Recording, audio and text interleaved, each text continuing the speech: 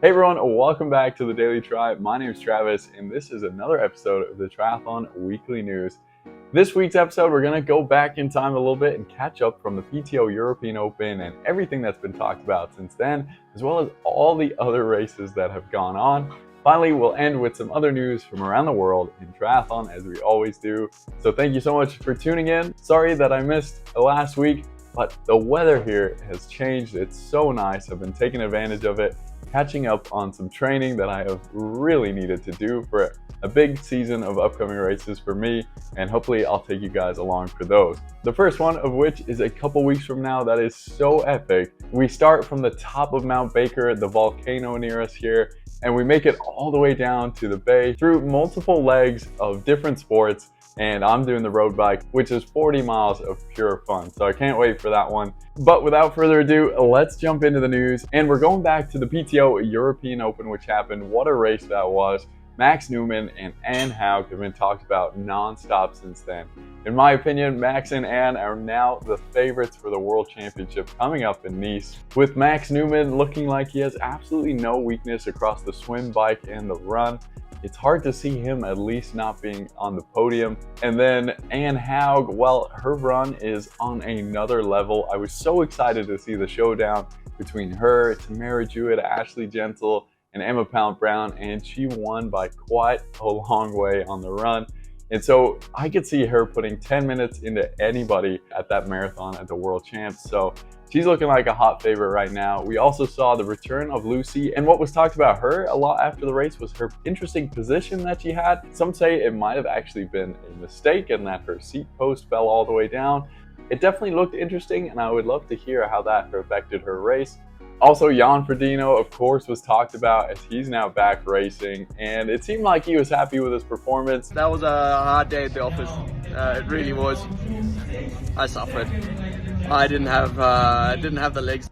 So excited for the showdown between him and Max Newman at the Ironman distance in Hamburg in just 3 weeks' time. That is going to be one epic race to tune into. The start list hasn't been announced yet, so we'll have to wait and see who else is competing against them. But it's going to be a good race. I wanted to talk to you guys about the PTO's broadcast and what you guys thought of it. I saw a lot of complaints while I was watching the race on the live chat and while I was doing a live watch along. It seemed like everyone was disappointed with the quality and how often they were changing between the men's and the women's race. It seems like the PTO fell short a little bit on their desire to make triathlon a broadcast sport and attract new eyes. I know we can expect a lot more from the PTO in the future, as it actually seemed like they downgraded their broadcast for that race. But I'm sure they learned many lessons and they are just starting, so interesting to see where they go from there. At the same time, in Ibiza, the long distance world champs took place, and it was all about Clement Mignon and Marilyn Pierre, who took the victories there, the power couple in triathlon. How crazy was that?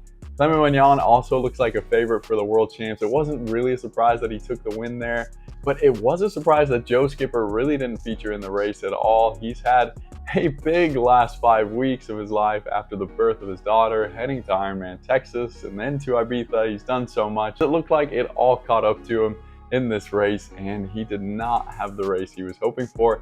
And then Kat Matthews on the women's side seemed to have a similar situation, with so much happening for her in such a short amount of time. But Marilyn Pierre really is the standout performer there, as she's so young. She's in the long distance world at an early age, and I can't believe how well she did, the time she did it in. She got a lot of points for that and moved way up in the PTO rankings, so expect a lot from her. That was her first long distance race. It'll be interesting to see what she does with the rest of her season. And then back across the pond at the North American Champs, we saw Sam Long take the win over there, and then he backed it up this weekend at Panama City. He is looking in great form, but the big headline was coming from his video after St. George, where he said he fired Dan Plews, who he just started training with, and that had caused a lot of headlines already. But it looked like it wasn't working for him, and now he seems to be firing on all cylinders. He looks to be back to his normal self. What's been going on with my coaching? Who's my coach? Let me tell you guys, I am my coach now. I am my coach now. After Oceanside, I made an executive decision. He finished well ahead of Lionel Sanders, who doesn't seem to be quite back to where we've seen him before. is he's still focusing on the swim, and he's also coaching himself right now. So really interesting to see how those guys keep comparing against each other throughout the year. At that St. George race, a huge headline for me was Trevor Foley's amazing second place there. It was ridiculous how many races he's done recently, with 4 in the last 43 days, including Ironman Texas. But that race really bumped him up in the PTO rankings, gave him a lot of points, and it seemed like a breakthrough race for him. Excited to see what he does, and if he's got enough points to make it into the PTO US Open. He's ranked number 32, so that's pretty exciting. At the same time, Jeannie Metzler, a fellow South African who I always cheer for, is back, and she took the win over there. That was so good to see. I think she's great for the women's racing. She's a fantastic runner, and I can't wait to see it as she continues to come back into the sport of triathlon after taking some time away. She'll be racing again pretty soon as well, so looking forward to that. We also had Ironman Australia take place that weekend with Sam Appleton, Steve McKenna, Tim Van Berkel in a great 3-way showdown. Steve McKenna ended up coming away with the win, but didn't get too many points for that race. But he still looks in great form, and his trajectory is looking pretty sharp. So excited to see him take on some of the bigger names outside of the Oceania area. And it's also great to see the likes of Tim Van Berkel and Sam Appleton back racing what seems to be in their peak shape. So great stuff from them, and excited to see what they do in the future. But then to this weekend, and for me, the standout race was Yokohama. It was epic race on the women's side with Sophie Caldwell coming away with her first WTCS win.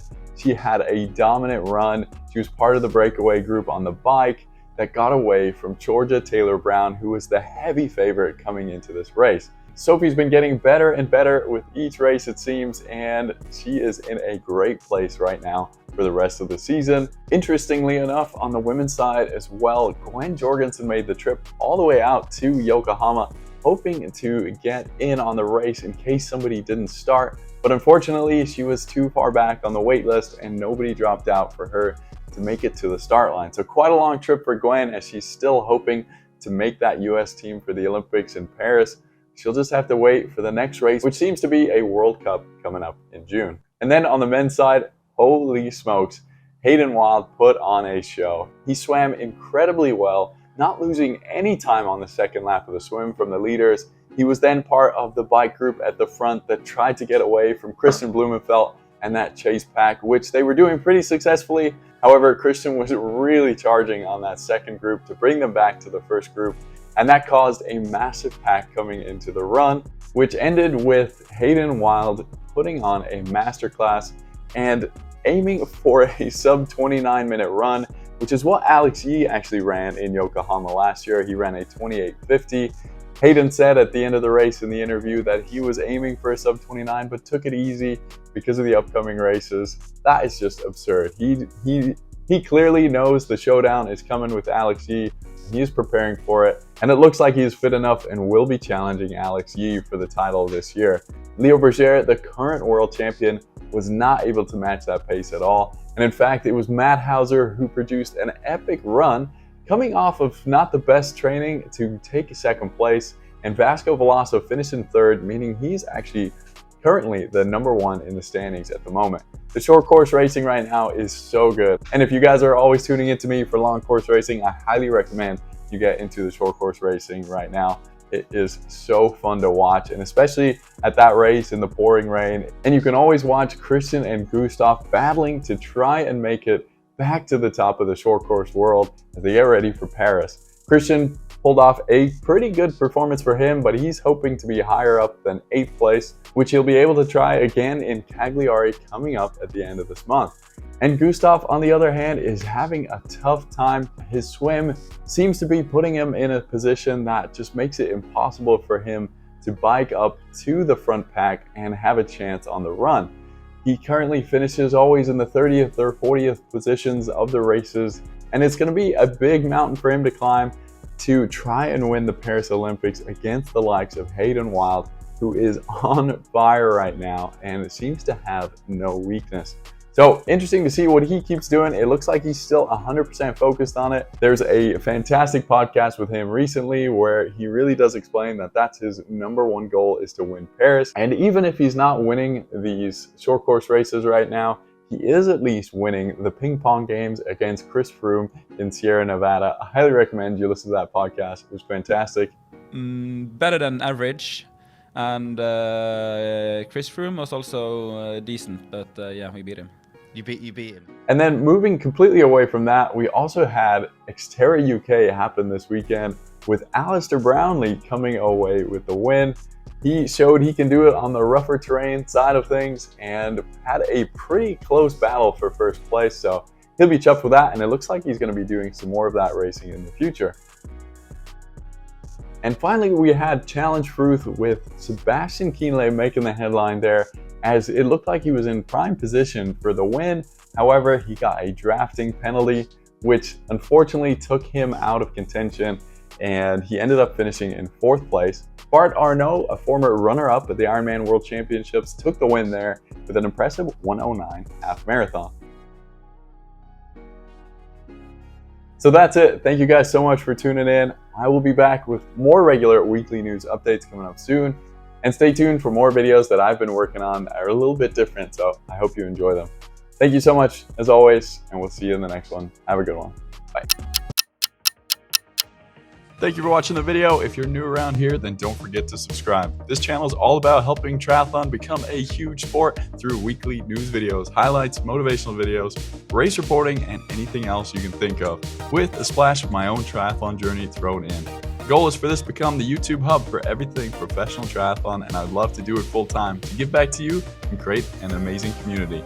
To help me do that, I need you to get behind me by supporting me for the price of a gel on either Patreon or Buy Me a Coffee. You can also join in on the conversation on Discord and follow me on Instagram. The more support, the more content. And don't forget, it's simple. Try every day. We'll see you in the next one.